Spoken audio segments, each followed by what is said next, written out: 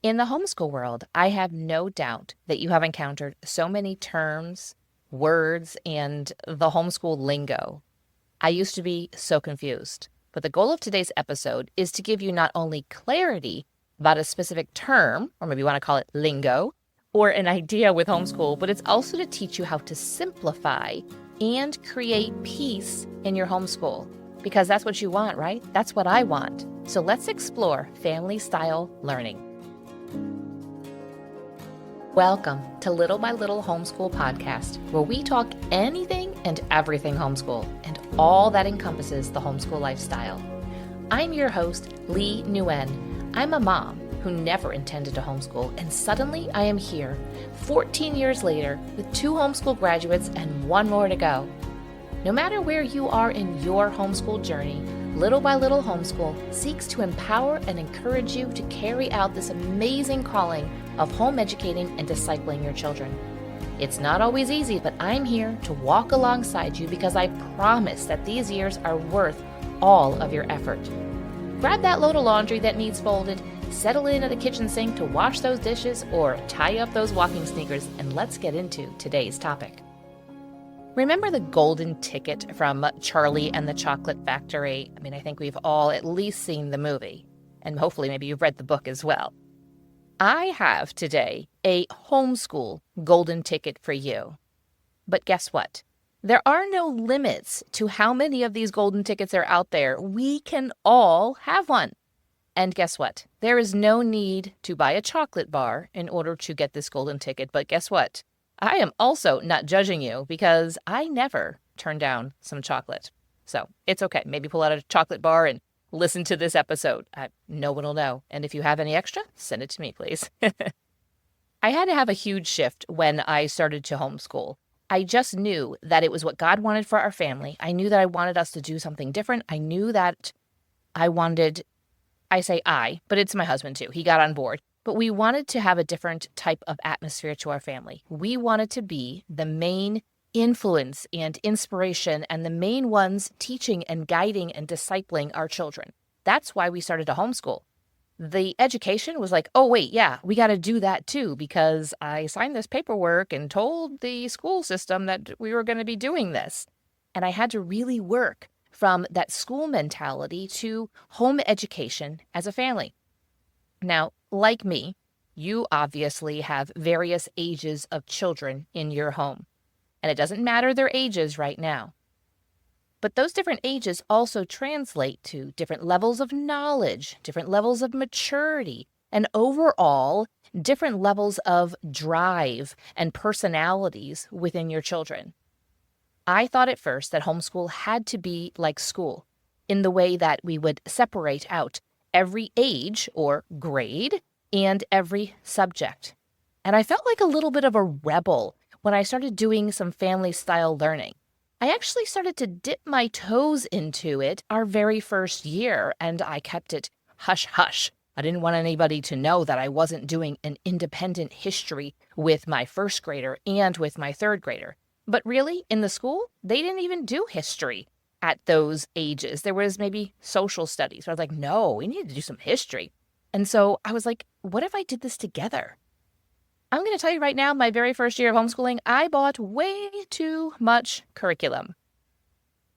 And I'm no longer going to keep this hush-hush. We're going to talk today about how we can, like I said earlier, simplify and create peace, and how we can do homeschooling together. The way that the family is set up to live together, and we are there to impart to one another, and children are meant to grow and to learn from one another and not be separated. And we can very easily separate them out during our homeschool, during the years that we are home educating. Let's bring them together. Let's create a family atmosphere, and family-style learning really lends itself well to that. What is family-style learning? I'm just going to give you my definition. You won't find this online anywhere besides maybe a transcription from this podcast episode. It's just kind of coming from my own experience. I really do try to kind of keep myself a little bit in a bubble so that I don't copy what somebody else says, but you're going to hear terms. And the funny thing is that I just think this is a really cool thing about homeschooling, because us as moms, if we even keep ourselves separate and we don't read books or don't read blogs, don't listen to podcasts, we still kind of come to the same realizations. And I think that's a testament to the way that homeschool really should work.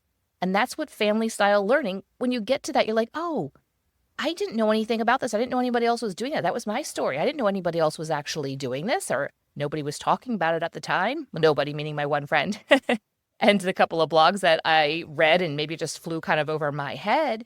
But we all can come to some of the same basis, no matter how we homeschool, and realize that something like family style learning can really help us. So what is family style learning? It's basically the time that your children and you, maybe you and your husband, it could be your whole family, or maybe he doesn't have the time during the day to be a part of this, but still in the evening, you tell him about what you learned. That's kind of how things worked with my family. I do have an episode about dad, and I'll drop that in the show notes, just so that you can listen and kind of get some ideas onto how dad can participate. But family style learning is basically learning together. It's not saying that we have to do subjects separately. I'm going to give you some things to consider here in just a moment so that you can figure out how can this work for your family this year. And it might look different in different years. So I don't want to kind of get into the weeds of it yet. But family style learning is when you can gather together. It could be gathering together at the kitchen table during breakfast, in the living room. It can be gathered underneath a tree, on a blanket, in your backyard. It can be at a park. It can be on a field trip. It's learning together subjects that maybe you have chosen. And it is using that time not only of just pounding information in. The goal of education is not to just put a ton of facts into our kids so that they can regurgitate that. Well, that we see how well that's going. That's what school does. We don't have to do that in home education. We want to try to tie those bonds and those things together so the kids make those connections. And how many of us really remember everything that we learned, maybe, or even, we probably remember, what is it?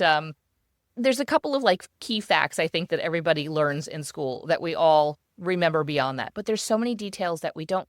In family style learning, it really helps to make those connections.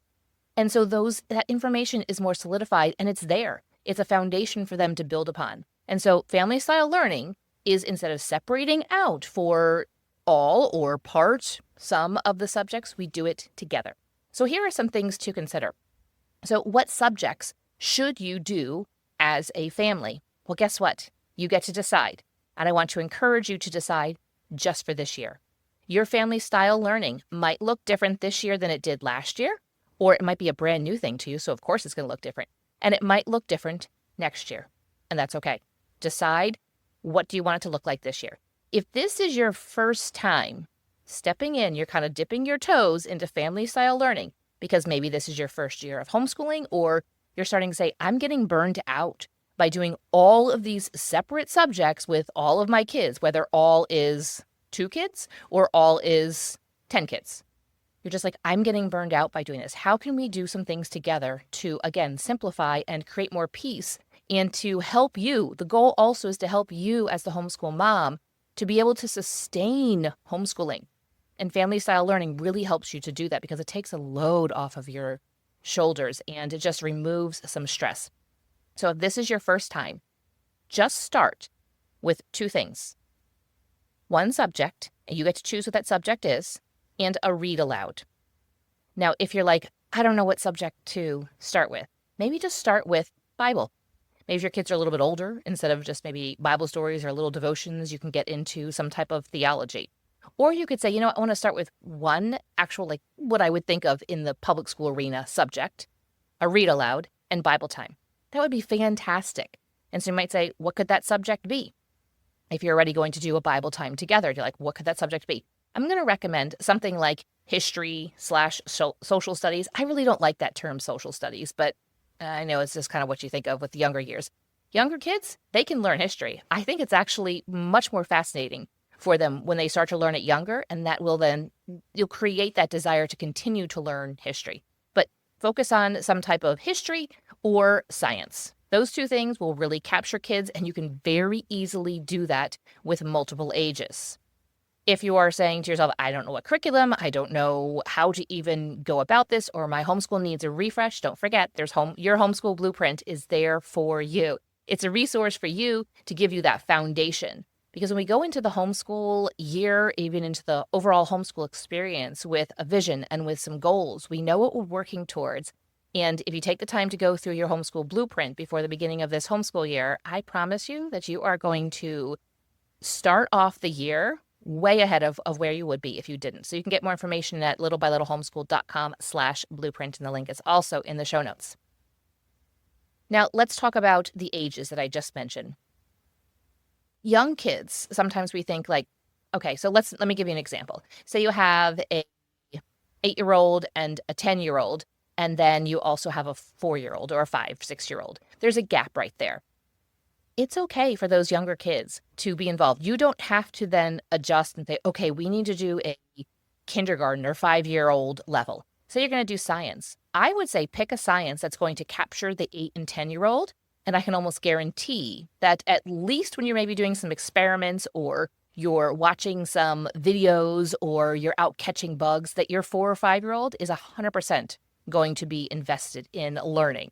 They might not always be interested in learning the other things that you're doing, but it's okay for young kids to be present while you're doing that. You don't have to. Now, sometimes I know babies and toddlers, they can be a big distraction. You might say, well, we're going to do our science and we're going to do some family style learning when they are napping in the afternoon. Then go for it and do that. But it's okay for those younger ones, maybe they're a little bit of an older toddler or a preschooler or a young elementary age, to be involved. And it can even go older. Say you have 2 middle schoolers and then you have maybe an 8-year-old. That's okay for them to be involved and to listen in on the science and that kind of stuff. The younger kids, I remember my youngest, he would just kind of sometimes roll out of the room while we were learning together. And I was like, whatever. At first the other two would be like, Mom, he rolled out of the room. He left. I'm like, that's okay. He's 4. He's going to do that. Just ignore him. And you know how older kids can very easily ignore younger kids. They're like, I don't even know that they're existing over there, kind of thing. And they can still tune in and they can still listen. No, it's okay for them to roll out of the room because guess what? They'll probably roll back in the room. It's also okay for them to be engaged in some type of playing. And I allowed toys that were quieter. Now, I did allow Legos. I know that people can say that they're loud. We had bins that you could put underneath your bed, and so those were okay to come. However, I had a rule. They were not allowed to swish the Legos. In other words, they weren't allowed to take their hands and go through it trying to find one specific piece. And you can pick them up nicely. Or before we start, you can go ahead and dump the whole container sometimes or part of it out. But things like Play-Doh, or maybe they're cutting out shapes, or they're drawing, they might be going to have a coloring book. It's okay for them to be doing something during that time because guess what? They probably are still listening, even when you don't think they're listening. I remember my youngest, we still laugh about it.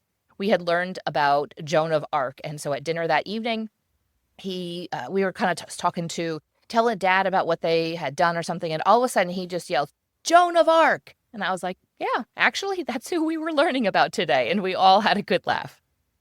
So the younger ones definitely are picking up on things. Now, let's go back to subjects, what subjects you can do. I would recommend to start off with content subjects. Do those together as opposed to skill subjects. I have an entire episode 284, all about content subjects and skill subjects.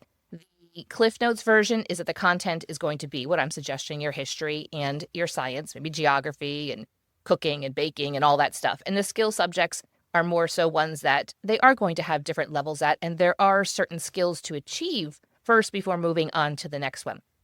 Typically things like you'll think, oh, math, it's actually probably good for them to know how to add and subtract before they multiply and divide, that kind of thing. So go ahead and listen to episode 284 if you're interested in those, separating that out. I will link that in the show notes for you. So think to yourself, okay, we're going to do some content subjects and just decide which one do you want to do this year? Do you want to do history and science or history or science together? Just think about what is the best to do this year. And then next year you can do the other one. It's okay to do that. Now, I have 2 more things for you to consider, but let's go back to the ages and having an age gap. I know that sometimes parents are worried about having an age gap and they really want to do a lot of family style learning. Again, that younger one is still going to pick up on things, but I want to give you a little bit of a spoiler alert from my own experience. So remember that history. We actually went through the mystery of history. If you're interested in that, I did have the author on the podcast and I can link that that in the show notes for you. But we did that. That was our very first family style learning. I started to realize that, oh, we don't have to do history, a first grade history and a third grade history. We can do this together and we can talk about it and discuss it and grow together in our historical knowledge and our excitement for learning about it. And the example I'm going to give you is from The Mystery of History. And there is a 4-year cycle for that. There's 4 different books. And so we went through those 4 different books. And my youngest, when he really started kind of clicking and things he started remembering was when we got towards the last 2, or at least the last 2. And so I completed that 4-year cycle with the other 2. They were at that time middle school, going into high school or high school, somewhere around there. And so I decided, oh, wow, he doesn't remember anything really from the beginning. Like he doesn't remember like the nuts and bolts and the deep nitty gritty of it. And so I ended up redoing the 4 years of The Mystery of History just with him and I, one-on-one. So just know that it's okay if you're like, oh, I don't know if they're quite getting this. You can revisit it if you want. You can revisit those topics and those subjects and those resources and that curriculum that you found really valuable and was really good to do possibly with your older children. You might say, you know what, I really want my younger children to have this experience as well. And sometimes you then look back at that. There were some curriculum I look back and I was like, yeah, that was fine then, but we've grown and changed in our vision and how we want to do homeschool. And so it doesn't quite fit with our vision right now. And then I didn't do it again, but I did redo all of that history because I was like, it gave us a really great foundation, led to a lot of great discussions. And so I just redid it with him one-on-one. The last thing I want to impart upon you, and I really want you to consider, is that family style learning. Now you can do, I know I'm talking about different subjects. You could do unit studies. Forgot to mention that. You can do unit studies where all of the different various subjects are coming together in a unit study, and you can do that as a family as well. But overall, the family style learning is meant to simplify your homeschool.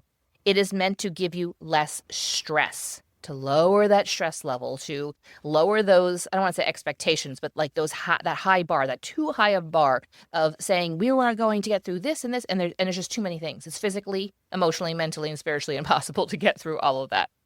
It's meant to lower your stress level.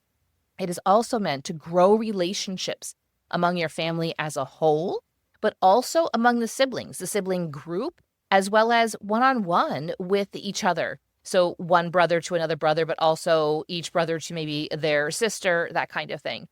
It's also meant to help your children, and you too, because guess what? You're learning a lot through homeschooling as well. It's to help you make stronger connections with the information that you're learning, with the topics you're discussing, and all of the various things that you are encountering. It's meant to make those stronger connections from the discussions you're going to have, because family style learning is not just you pumping information into the kids, closing the book, and then moving on with life. It is meant for you to have discussions together. We learn a lot by talking to one another. And we can do that. We know that as adults, but we can do that as well. Children can do that with each other. Parents can do that with children. And it's also really helps to make those stronger connections because of the collaborative effort that happens, whether it is a science experiment or it is a field trip or just the discussions. Just collaborating on learning together really helps to form those connections when you're trying to impart some education and wisdom upon your children. Friend, if you enjoyed this podcast overall, or you enjoyed this episode, I would love to be able to hear from you. And one way you can do that, and one way that you can help to get this podcast out to others so that they then feel encouraged and empowered and invigorated in their homeschool, is to leave a review. You can just take a moment. Now on Apple, you can go ahead and leave a review overall for the entire podcast. Love it if you give it 5 stars and actually write out then, that's the rating part. If you could write out a review, just a sentence or two. And I know that Spotify, a lot of you listen on Spotify, you can go ahead and leave a comment, I guess, on one of the episodes, maybe give it a heart. And there are also a bunch of YouTube listeners. So you can go ahead and maybe give it a like and then go ahead and leave a comment on this specific episode. This just kind of tells the algorithm and it lets other homeschool moms know. I know when I check out a new podcast, it's to me, maybe sometimes the algorithm might show me something. I go ahead and I take a look at the rating reviews and I kind of read through and I'm like, okay, I think this sounds like something I would enjoy. Or it's like, no, that's not something I would enjoy. So we are trying to grow even more homeschool moms who want to disciple and home educate their children. So I would appreciate if you would take just one moment and leave a review. Thank you. Thank you so much for listening to today's episode. If it was just what you needed to hear, would you do me a favor and share it with a friend? And if you would like to connect more, social media links and more are in the show notes just for you. I promise to see you back here real soon.